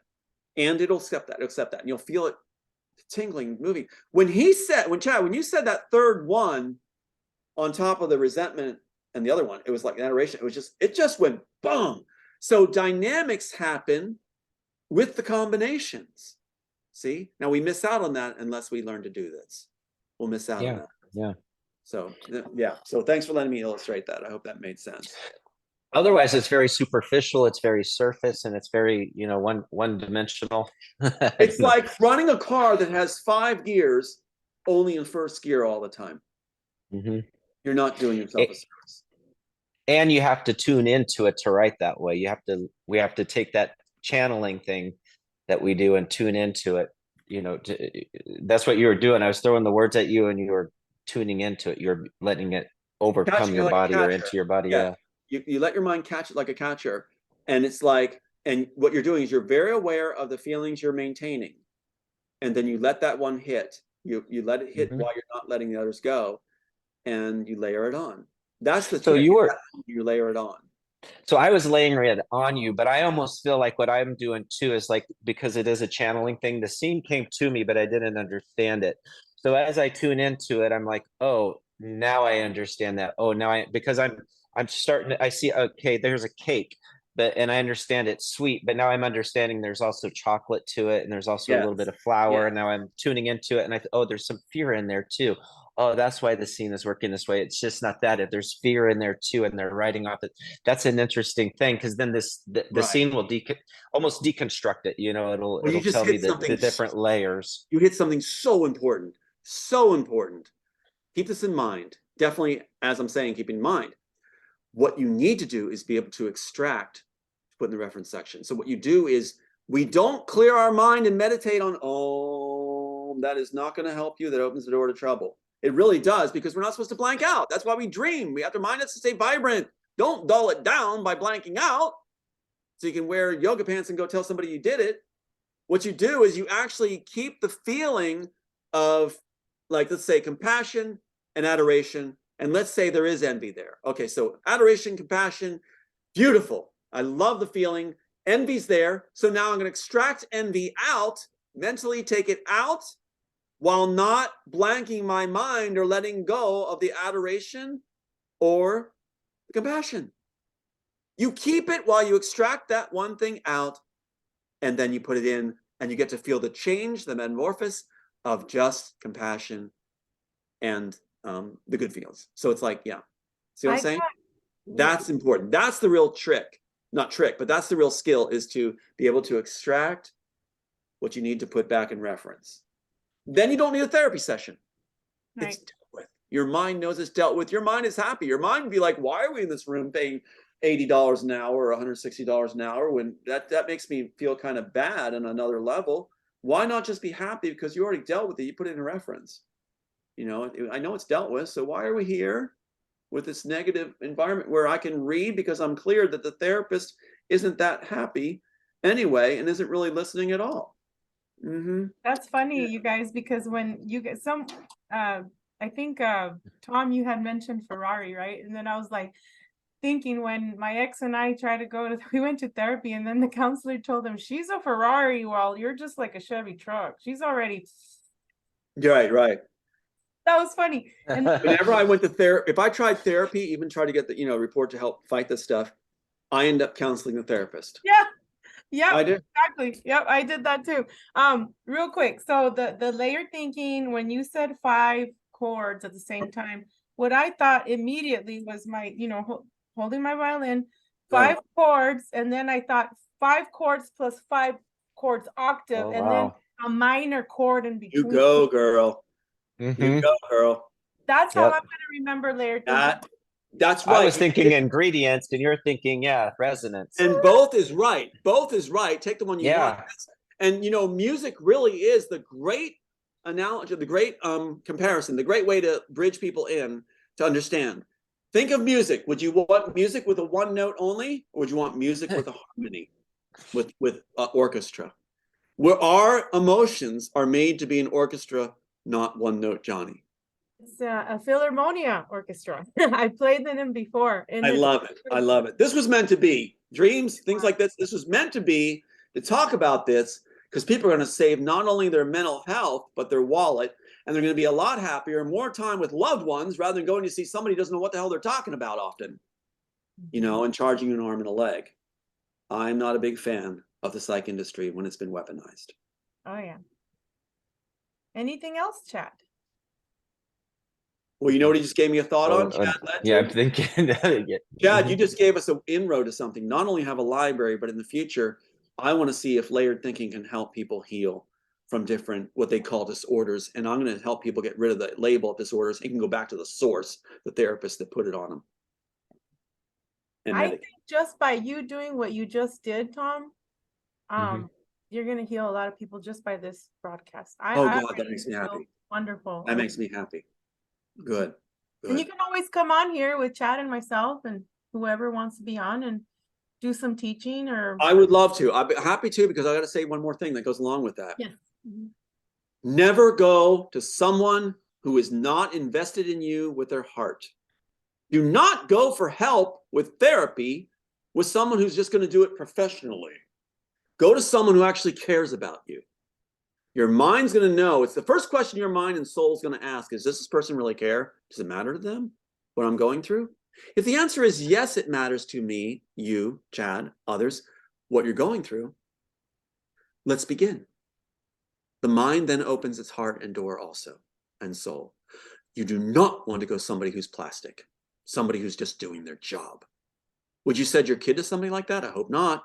I hope nobody would send their kid to somebody who's just plastic, just doing their job. You're not going to help them. They're going to wonder why they're there. Why is a stranger talking to me and acting like they're most likely going to reprogram them. Exactly. Yeah. And that's what happened with this place called Sanctuary. This place called Sanctuary sold us out and tried to work on Aiden. The only questions they asked Aiden when I wanted to get to see if he's checked and see if he's okay, they're like, has your dad done anything to you? Has your dad ever done anything to you? Has he ever hurt you? Has he done anything to you? There was a setup. And then he's like, no, my dad loves me. He's never done anything. They go, we can't do anything with you. We can't help you. Can you imagine? What? That's programming. That's telling the kid that unless you have something bad to say about your dad, we can't help you. Unbelievable. Unbelievable people. And now that they're, yeah, so I would love to do that, where if that meant so much to me, you said that people want to be helped by our talk tonight. That makes me very, very happy. Very happy. Yeah. Throw away the couch. Throw Chad. away the therapy bill. Sorry, Tom. Chad, you were gonna say something, and then I wrote something in the notes if you guys want to tackle that too. I don't know. It's up to you guys. Sorry, Chad, I got I passionate don't. about it. Go ahead. No, I agree with you.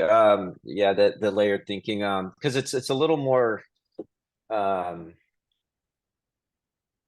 don't know, it's a little more organic. It's not extracting, it's not unearthing, and it's a little more on your time, because I feel like a lot of the psychiatrists are just there to categorize people, put them into like a little, category or whatever, but then they're also there to extract things that aren't, your body lets you know when you're ready and when you're not ready. That's right. And the healing happens all on its own. You just simply allow it. But it does help to have a method of doing that, layering It and does. different It things does. and having your own little tricks and stuff like that. But like you said, are you waiting for the documentary, or or these are two separate things, the layered thinking and Thinking is teaching that? separate.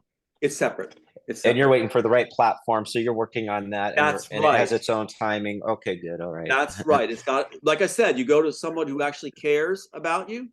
Same thing for this kind of work. I need to have a platform where they actually care about their audience, and like you guys do.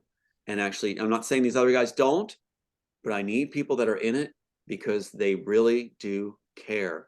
That's the foundation, the solid foundation you need to build in order to have this Yeah, work. I get that, but my question is, I think Chad, maybe you can agree.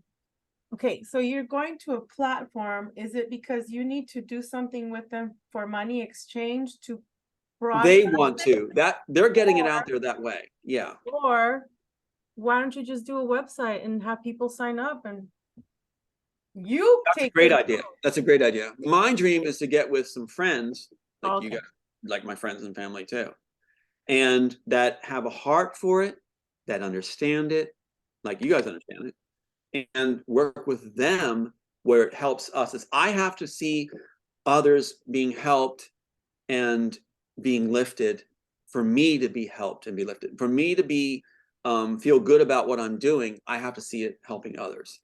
So I'm the kind of guy where that's why it's so funny they're saying narcissist, everything else. It's like, no, I mean, my sister has been on me. When I watch a film, I'm actually crying and clapping when I'm watching characters be happy and making up and telling something nice to each other. I'm so excited. I'm clapping at the film or at the series. So that's how I am. That's empathy like we have. So I want to work with empathy people and know that everything about the project, everything about the layered thinking teaching, that anybody that's coming to see it, they know that it's completely genuine, completely centered in people that care about them, that they'll never doubt it for one iota, for one moment. They'll know that they are cared as soon as they enter the room. Can you imagine that?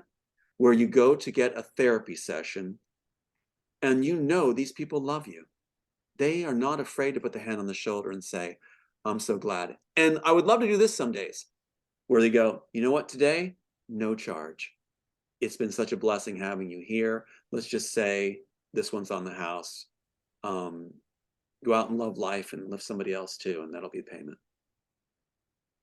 We should surprise each other with nice things that clue in that we actually care about them, not about what the cabal suggests or preaches, that everybody's out for themselves. So yeah. Yeah.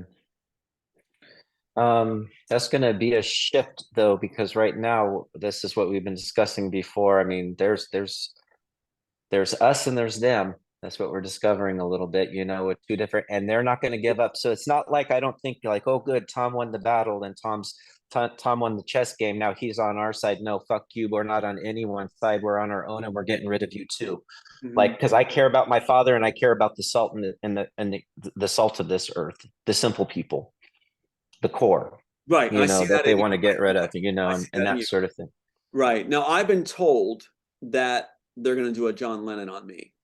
And I'm not going to receive it. I'm not going to absorb it. I'm not going to believe it. I mean, if it happens, it happens. But the idea is that they want to have somebody disgruntled in the end. Like I win, and then it's like on the driveway.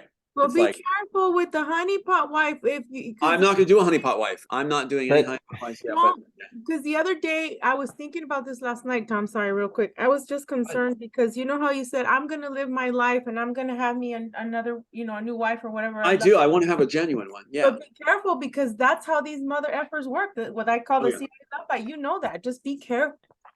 When Well, you that's what I mean. You're absolutely right. That there's this energy read starting to happen where it's weird. I'm starting to get this like, it's like another site where that happens where you can see it's almost tangible, the energy around somebody where it's right.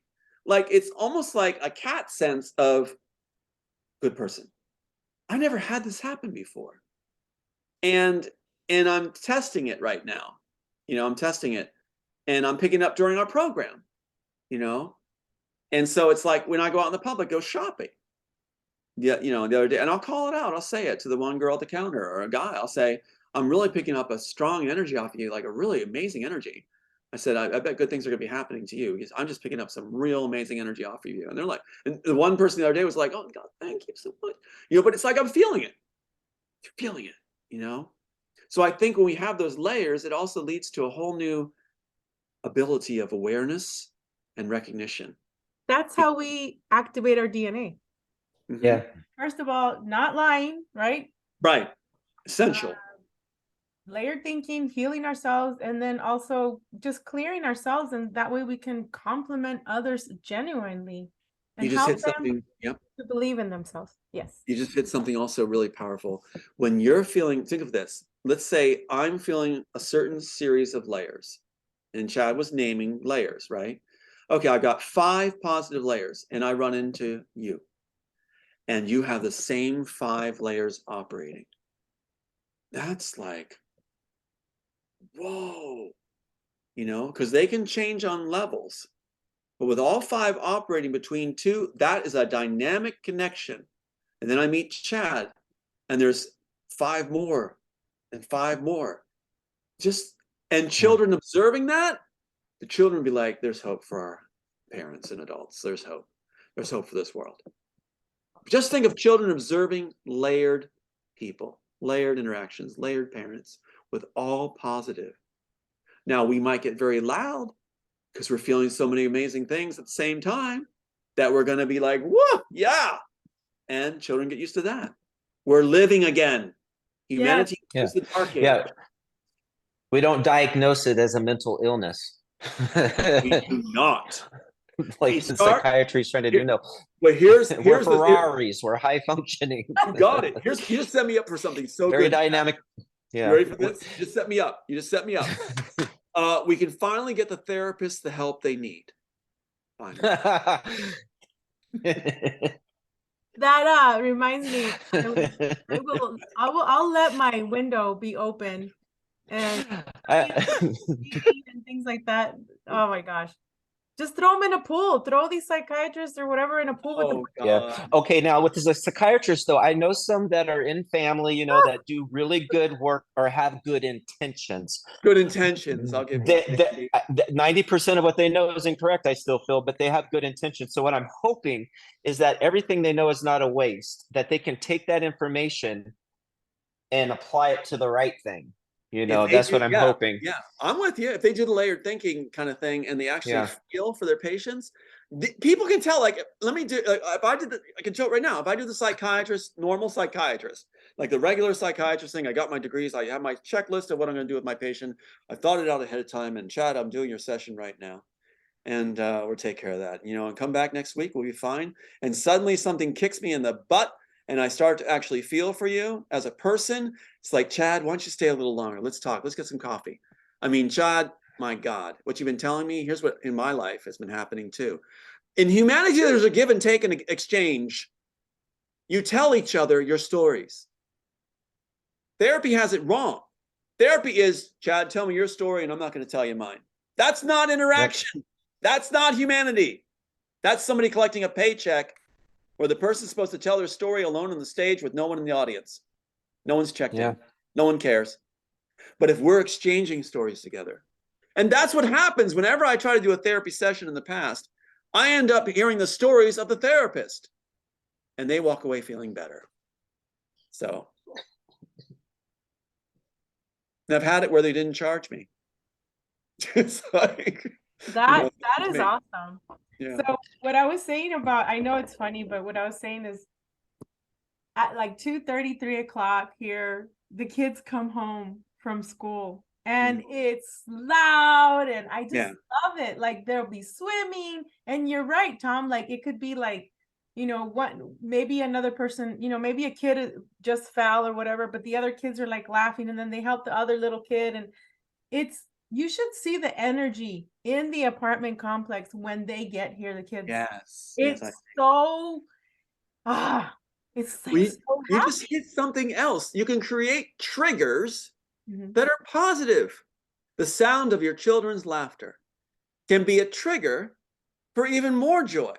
You're right. And we would do a thing that if somebody got or got bullied at school or had a bad day, it's ice cream time. Not positive triggers, Tom. Wait a minute, that's not in psychology. I know. There's only negative triggers. How are they gonna PTSD, get paid? you can only trigger. That's like Jerry trigger Maguire. Happiness. Wait a I minute. know. That's like Jerry Maguire's thing about less clients and better treatment. It's like, better care. Maybe it's like, we should say trigger backward or something when we want it to be positive. Yeah, that's it. We create positive triggers. So it's like, yeah. I do have a question. If someone's talking to you, and you suddenly give them a hug and go, "I'm sorry, you gave me a positive trigger." I gotta take something. I gotta take it off topic. Are we getting ready to end? I keep getting kicked off, so I don't know where we're at. But I want to. I think this is a great place. If you are, what do you think? Well, okay. All right. I think I do want to ask one question though. That might take it a little bit further. Is it to me or the blue guy behind me? Is it this guy? Or that's that guy I keep staring at too. It kind of looks like King Kong. Doesn't like my hair. I see it. Oh shit, Trump. It's about Trump. Oh God. Okay. This is where I'm confused. There's two sides. One side really hated him through the whole entire thing. Genuinely hated him. Okay. So I was able to assess and calculate, okay, who's who in this field, because it seems like we have someone playing up for us and we have a team that absolutely hates him, working all these lies against him. None of it was true. And now that it's all done, it looks like there may be some things stacked up against him or whatever. So maybe he isn't the great person that we thought he was, or something at the time. Where I'm confused at is like, say there's this thing like the Dalai Lama. Right. Oh my God. You just said Dalai Lama and they froze. And he froze. They froze him. The reason they froze Chad on that, because we are monitored all the time. Believe me, it's going to happen whenever I'm on. Sorry to say. But the Dalai Lama thing, I had a story about that. It just came out, but just came out about him, the Dalai Lama. What I said about him just came out. So it's like, what we're going to find out, Chad, I know you're frozen right now. You look great, buddy. You look great. But the thing is, I feel like I'm talking to a mannequin, but I know you're there. It's like, in the end, we will have no heroes. Keep that in mind. In the end, with all the research we've done, you will have no heroes. The greatest heroes will be yourself and the people in your life and your choices that you made that were good and positive with layers. So yeah, that's what we're finding out. There's no heroes, not out there. No, and then now they're saying that, they have the JFK Jr. or whatever running on the ticket, and that maybe Trump and JFK get together on the same ticket. Maybe he'll be it could be reversed. It could be the president. Popularity contest. It's a popularity contest. It's a calculated popularity contest. Yeah. It's not about the real nature of the people. It's about the influence they might have.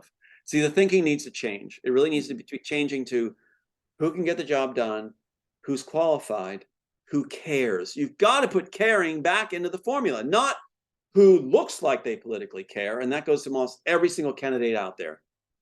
So we have not achieved yet. We all start thinking in layers and think positive and things like that and start diminishing our revamping our therapy programs that are now weaponized with the police and FBI being tagging along to do their putaways. DARPA Once that dog. changes, once that changes, then we will get some good candidates. Right now, I won't even vote. I'll tell you, I will not go vote. I'm not going to even give it power. Oh no. And people say, if you don't vote, my vote, no. When you come down to it, I'm not stupid. I'm a genius. It's not going to count. It's not going to matter. We live in a Roman republic where it actually popular vote doesn't really matter because it's the electoral college that's going to decide. So no, my vote does not matter. I'm not going to be a slave to the system. No, I'm But not there will voting be a time when either. it changes. It's the Black Skull Society, you know, that gets Right. together twice a year to say, Cross hey, and bones. who's going to be in power. Yeah, that's it. They decide ahead of time. Yeah. You know, and I'm not going to be part of the puppet show. But I don't want to be part of the Roman Republic. I would like to be part of an actual democracy. That'd be great. I would like to be a part of a place where whatever government it is, the people are treated right and valued, not as assets, but as human beings. Or numbers. That their feelings matter. So, and not numbers. Yeah. So that's it. That's it. We don't have that right now. So I don't want to be part of that system. Yeah. I'm not going to play their game. If they say I won the chess game, like you're saying, they said I won the chess game. Well, there's certain games I will not play. There you go. Speaking of which, I actually got a beautiful Roman chess set. And yeah, and it's also for the documentary too, because they said I won the chess game. So I ordered this thing. And what's really interesting is I got it because America's the first real republic since the Roman Empire. The first real republic modeled after the Roman Empire by our founding fathers and mothers. So that's why I got that set. And what's really cool is, if you look at this too, let me show you real quick. The rooks are really cool too. The rooks are the lions on the thing, and then the tigers. Oh, how beautiful. Work of art. It's just amazing. Yeah. Love it. So anyway, that's why I got it. That's why I got that set. Because I'm also making a statement about how America is, and we're following the path of the Roman Empire too. Corruption, corruption, corruption. Good cop, bad cop. Corruption, corruption. They froze you, Chad, right when you were hitting the point. They keep the kicking me off. Yeah, Yeah, the because Dalai it Lama, makes because sense. okay, so like with the Dalai Lama at one point, he was wearing the face diaper and he was promoting this. So you thought, oh, he's on the other team. This is the team that's human trafficking. This is the team that's doing that, not this team. Well, now it's hard to say, like, okay, just because he didn't promote Trump, you know, doesn't necessarily mean that he's on a negative team. I think because they're taking a man and throwing him under the bus because of something that's accepted in their society, and they're trying to make it look like a perversion. I see what you're saying. You know, that makes sense. but I thought he was perverted because he was on the other side promoting this, and but now I see them throwing him under the bus. So it's a little confusing because there was no good guy through the whole. Well, that's what I was saying. What I was saying was that we're going to find out there are no heroes in the end. Why did the other side hate him so much? Was that an act? I think it's infighting. It's infighting. You have a tug, pull, and pull because it's all about power for them.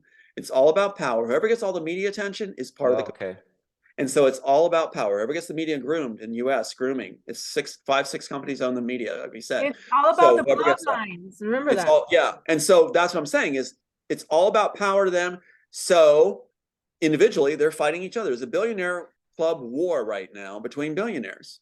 And they all agree they're going to make it to the next level when they reset the earth. And that's where it's confusing, Tom. That's where I thought you would have an understanding of it on a higher level. It's a family infighting, but they all have their ticket punched for the reset where they eliminate population. Yeah.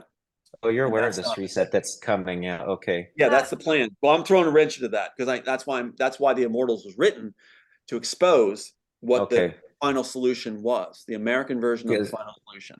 That's why I really want to expose this World Expo too. That happened in Chicago that they're getting ready to make a movie on because they're trying to explain that away, and I believe that was part of the reset before. Well, you're very smart because you both are, because it's like they do the cover articles and they do the cover films and they do the other, and that's one of the things we just found too.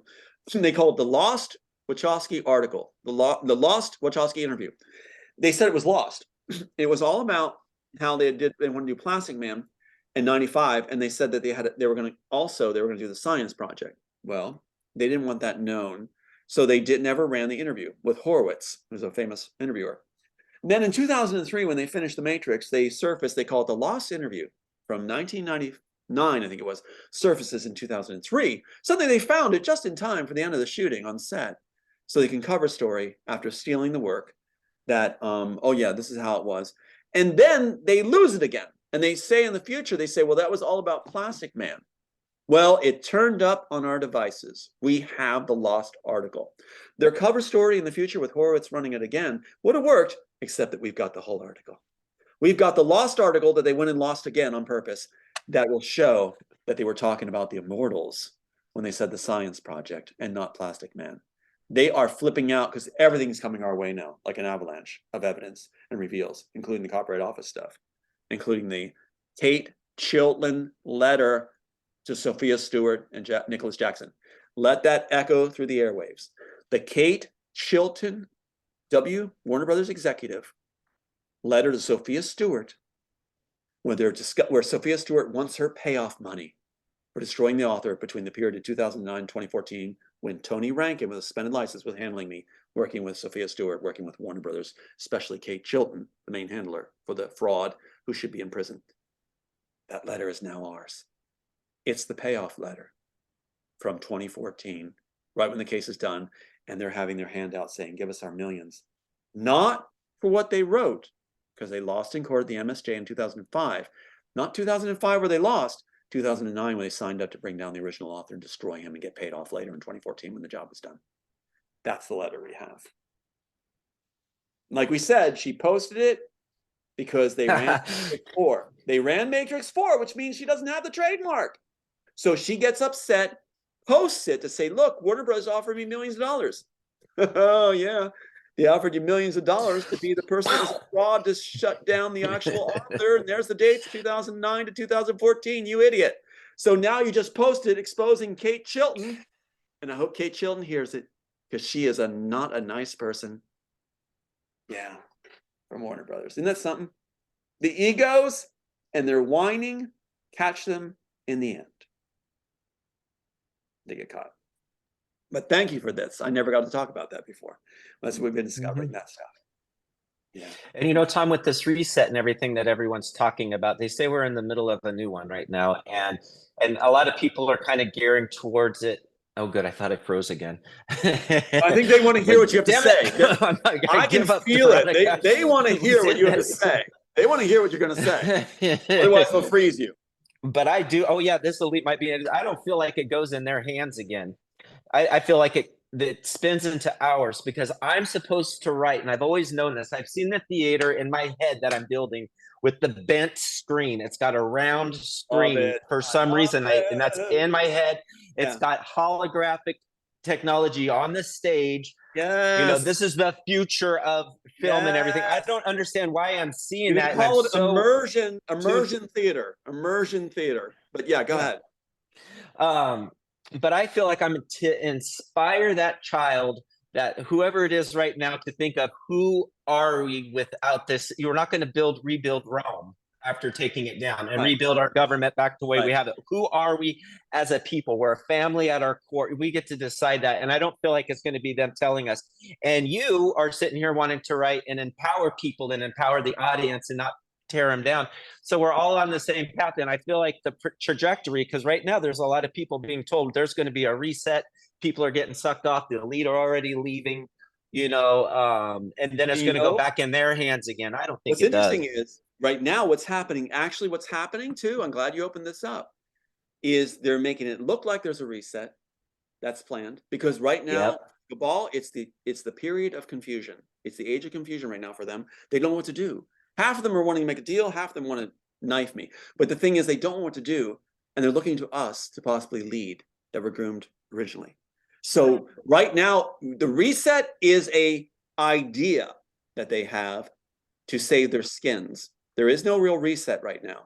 It's an idea that they want floating around, take some attention off of them. But actually, it's an open field, and they're in confusion and disarray.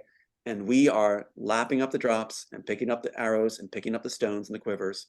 and rearming ourselves to make the change. We're going to take that void and utilize that time, that opening, that window. So we agree, because they're making it feel like I don't have a chance here in a year because it's all going to be reset. Why? No. I don't think it's going to reset next year. This is your time. No, it's not resetting. It's your I get time. my There's chance. There's an opportunity. Yeah, there's an opportunity for their inactivity. Their confusion has left them inactive, which has given us an opportunity, a window to take the field and everything on it. And So that's what we thank you, Tom and Chad. That's what we opened up in the beginning of this interview, is because of those men that were talking about Tom, the Matrix, and they were talking about that they want a reset for September 2023, and that in April of 2023 there's going to be supposedly this eclipse, and it's like a hive mind, so that people will believe in this reset, so that it's black magic, so that it can happen. So I say no to that, because because what they said is, oh, well, then they're going to go underground, just like the Mayans went underground. For what? So that they can control the people up here that were going to be here still. It's already in the screenplay. It's already in the screenplay about the underground under DC. The reason in the screenplay they call it the point. That's why Man in the Castle of Washington, DC as the point. They show the Washington Monument. So the tunnels are under the point, and that's where they're going to go, the city under the point. And so what you have is they got the simulations in order. They've been practicing on the clouds, sounds in the air, red sky, all that stuff. They've been practicing even over Jerusalem on certain days before a holiday, like Passover and stuff. They've been practicing. Oh, wow. So yeah, they've been practicing, and that's in the screenplay. It's all in the screenplay. So they're trying to beat the screenplay before the screenplay comes out and shows it all. That's why they raced Matrix 4 forward. So what they have right now is, you're spot on, exactly right. They will try to start simulating a reset so that people catch on and create a reset by getting on board with it. It's not going to work. They're confused, they're not disorganized, and they're not ready to facilitate a world scale reset. Okay. So we are the ones that are going to control what happens. And they know that. They're looking to us also. They're basically having their resumes polished and ready for us at the same time, because that's what they mean when they say you won the chess game. I figured it out. What they mean is, you're going to lead the way. You have the influence. You and your friends that are genuine will lead the way. We will enter the period of genuine leaders, genuine hearts. The 1,000 years of peace. Yes. We are in control of that. Come on, Chad, your turn. Thank you, Tom. I just lost it. Sorry. Oh, you're waiting to say something? I was going to say something. And I'm going on and on. I'm sorry. I was going on. Oh, no, I was hearing it. Forgive me. No, forgive me. I'm sorry. I felt like I was passionate about what I was saying. I wanted to say it, but I didn't want to take you. Oh, I hear you. Yeah.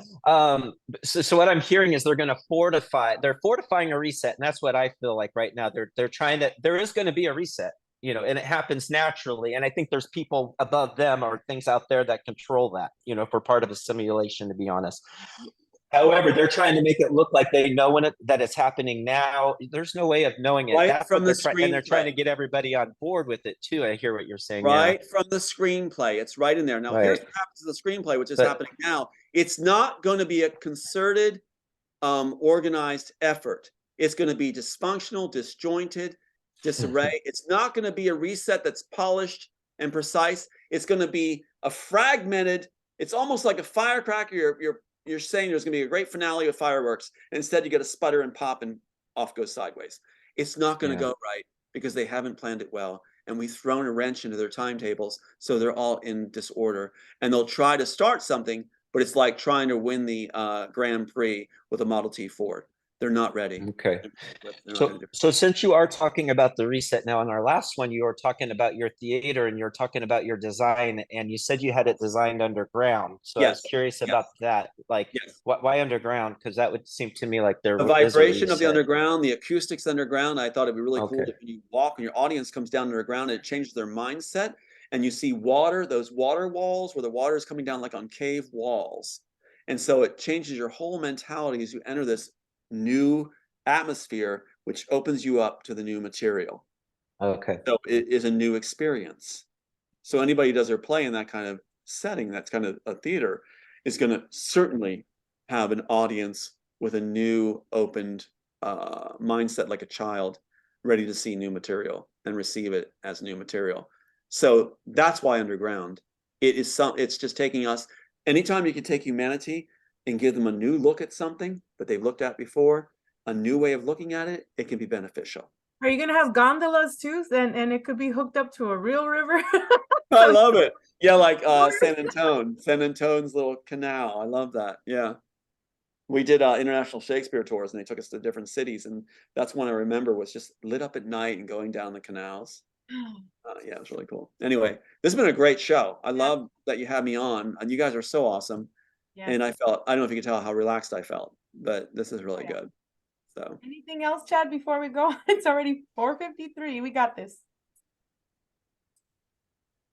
is there any Nope. questions that slipped by that didn't get answered? The other side loves to say you skirt questions. He's slick. He goes by them really fast. I'm like, I'm open to answering and opening the next window back to the next answer. So it's fine. Yeah. But, Okay, yeah, you know what they're trying, you know what they're playing off of right there, Tom, is they've trained people. Oh, they kicked me off. what? No, you're there. You're there. I see you. They're making you think you're off. there. You're there. Oh, now they kicked him off. Now they kicked him off. Now they did. Yeah. Ah. They've been messing with him every time he goes to say something. It's like boom, they hit him. Yeah, even At one time they wanted to hear what he said. I've been told by insiders they monitor very closely. Oh yeah. But it also is very revealing, isn't it? Like what he goes to talk about, they shut him down. Yeah. They shut him down. Yeah. They do that on purpose. But They're trying to frustrate. we'll go ahead and end it there for now, and then we can always we can always come back again. Well, does he have his question? Is he able to get back on just do his Let question? me text him here real quick. I'd hate to end it with him not getting to say it. Because apparently it's important. These guys do monitor and determine what they don't want said. And they would know if they hear a certain trigger name or something, they'll go, whether it's Android or not, they'll shut it down. Yeah, he said, I'm getting kicked off again. What is your question? Let me see what he says. But while we're waiting, that video that we saw decoding the waters, it talked about the AI, and I've always said that the Holy Spirit in the church is actually artificial intelligence, and that voice that we hear in our brain, because we hear the voice, whether you're working out or listening to this broadcast or cooking, there's always the voice. And I'm like, yeah, you have to differentiate between your own intuition and that AI voice, because the AI is Big Brother, right? And Big Brother is the British, right? That's the whole point of nanotech. Army with the US. Yeah, and it's right above our heads. Why do you think it's inside too? The nanotech can do the transmitter where it does the frequency changing, like and everything's they have tinnitus all of a sudden. No, the world population didn't have tinnitus, and they can't say it's because there's so many things floating around the atmosphere, waves. No, it is nanotech. They say it, they spell it out. Minority Report spells it out in the newspaper. It's nanotech. Beyond the wireless streams, it works like coordinated biological mechanical transmitters that sound like you're a radio station in your head, and the right side ear. Yeah. So, And another thing is, like, sometimes when they do the high pitch one or the low one, it does what they want. They want to change your personality. They want to call in like the other Manchurian candidate. Okay, how are you going to act today? Are you going to be in a bad mood? Like, they always want to try and trigger people to change. If they can make you act crazy while you're dealing with something like that, you get used to it. You know how to deal with it. You know what the game is, so you deal with it. But if they could get it on someone, like the whole Cuban embassy, the Canadian and American, when the FBI did it to them, all end up with the Indian cricket sound going into the hospital. So initially, it has its impact, and it's supposed to make them look crazy. So they experimented on officials and did it on their own, so it looked like they didn't do it. But the FBI goes down and investigates it, Cuban thing, but they're not supposed to be on off American soil. So Anyway, so they were covering up just like they do the towers. The FBI is always covering up what they do, and now they're getting caught, and pretty soon they'll be out of a job. Thank God. This rogue agency will stop hurting American citizens. So but any questions there? He's typing something. While he's typing there, I use the book called The Big Nine Tech by Amy Webb. And she also says that in the future, we're not going to have presidents. We're not going to have, No, we're not going to. No, we'll have a system of connected decision making, and certain people may merit, they'll call it meriting position on a council, basically. And so in our neighborhood, certain people will be council members. They're very accessible to each of us in the neighborhood. They're part of our community, and they'll make it feel like a more hometown government system of ruling where you become part of the council. Different districts will have a council members that are elected by their own town through the for their own connections, which will be computer hookups in the mind. You'll vote right from your own computer hookup. Well, yeah, that's part of the smart cities, and she also talks about G Mafia, you know, which is Google, Microsoft, Amazon, Facebook, IBM, and Apple. Well, he says no question, I lost it. Oh shoot! Well, tell him I'm sorry, but yeah, good show, great stuff. I love that you had me on, and yeah, I look forward to next time. Okay, so how can you be reached? And we'll end it with that. Well, website struck. I do have my Facebook account still, the Tom Althouse Facebook account, and I still I think that's one with me and eight on my shoulders, and I still have the Twitter account. You know, And where you get Instagram, right? yeah, Instagram also. Okay. So which I rarely get on, but I can check once in a while. And what So is yeah, so what is your email address? 77, and I say this, I use this as a joke kind of because it's what the Hollywood agency told me, that I'm in the Truman Show. They did the Truman Show, put me in my Truman Show. So 77 the True TRUE Man Show. So it's spelled out as a joke. 77 the True Man Show @gmail.com. Thank you, Tom. Have a Alright. great day. Thank you. Thank you, You too. everyone, for watching. I'm Veronica Bartolini with Codebreaker Real Talk. Also, Unchained Hearts, Unchaining Hearts. Check out my playlist and Google my name. If you need any of my services or Tom's or Chad's, please let me know. Thank you. Have a great day. Bye.